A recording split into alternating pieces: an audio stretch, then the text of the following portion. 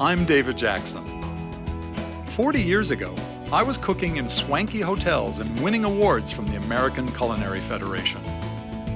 30 years ago, I hosted a nutrition-conscious cooking series for the Hospital Satellite Network.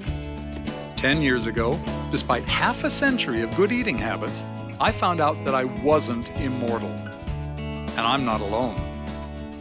Can doctors' orders to moderate salt, fat, and refined carbs share our plates with mouth-watering gourmet recipes?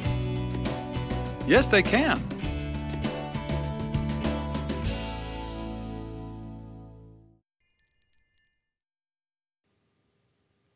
A grain and a legume combined make a perfect protein. So our Spanish rice cooked in lobster stock and our zippy Frijoles, Pintos, Picantes are perfect for today's show. Because of the pinto beans' dappled camouflage coloring, which can hide little stones or shriveled beans, I always do a quick inspection against a bright white plate. Once 2 cups of dried beans are sorted, in they go to a large, heavy-bottomed pot, along with enough water to thoroughly cover them. Then just let them stand overnight. The beans should double in size from the cold soak. Drain off the old water, replace with fresh, again thoroughly covering the beans, and start them cooking on a low heat. Tender beans will take 2 to 3 hours at least, and several top-ups of fluid. All right, the pinto beans have been sorted, soaked overnight, and they're happy in the pan, cooking away low and slow. Now let's get started on the aromatics. In a spice grinder or mortar and pestle, combine a tablespoon each of whole cumin seed, coriander seed, and Mexican oregano. Just break everything down to a coarse dust.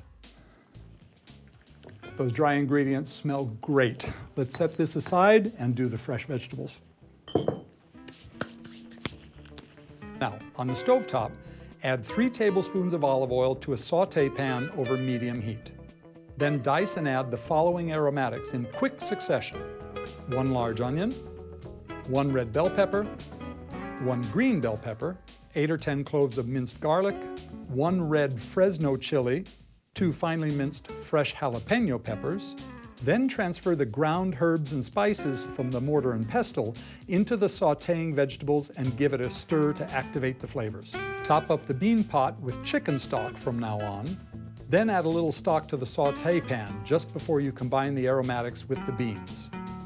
Give it all a good stir, cover, and cook.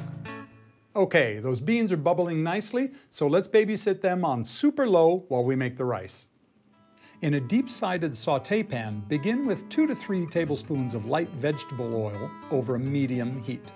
Add 1½ cups of long-grain white rice and keep it all moving until the grains are browned and glossy. Then quickly add 3 cloves of minced garlic, half a diced onion, half a diced red bell pepper, and half a diced green bell pepper. Then add a 1/4 teaspoon of smoked paprika and a 1/4 teaspoon of chili powder. Then to that, add a ½ cup of chopped tomato pulp. Now we could cook the rice in water, boring, or in chicken stock, better, but best of all is lobster stock. Let me show you how to make it. Begin with 3 quarts of simmering water in a spacious pan and add all the leftover lobster shells, including the claws, legs, everything. The more shell, the more flavor. Then toss in a quartered onion and 2 or 3 unpeeled cloves of garlic. Next, toss in a large bay leaf, a small bouquet of parsley, stalks and all, a sprig of fresh rosemary, and a few sprigs of fresh thyme. Finally, sprinkle in a scant pinch of salt and several good grinds of black pepper. Give it another stir and let it simmer for an hour or more to coax every bit of flavor out of the lobster shells and aromatics. And keep the fluid level just covering all the ingredients. When the stock is thoroughly cooked, just pour it through a large, fine-meshed sieve and admire your handiwork. And one note, the yield will be very concentrated, so be prepared to dilute the stock with plain water to taste whenever you use it. Looks good, doesn't it? Now let's get back to the rice before I burn it. So in goes 3 cups of the luscious lobster stock. Then bring the mixture up to a gentle boil for 2 or 3 minutes. Lastly, Reduce the heat to super low, cover the pan, and let it cook and steam for an additional 15 to 20 minutes. That's about all there is to it. Okay, the heat's off. I can't wait. Let's start with the beans. Look at those beauties. Frijoles Pintos Picantes, otherwise known as spicy pinto beans.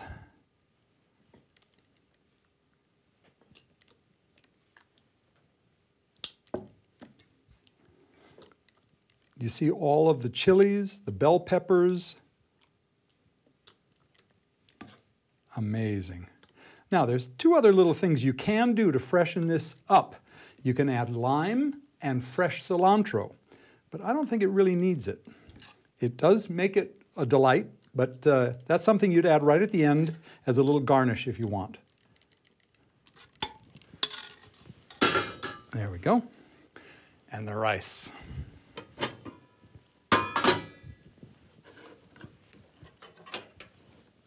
Oh, lobster! You can smell it.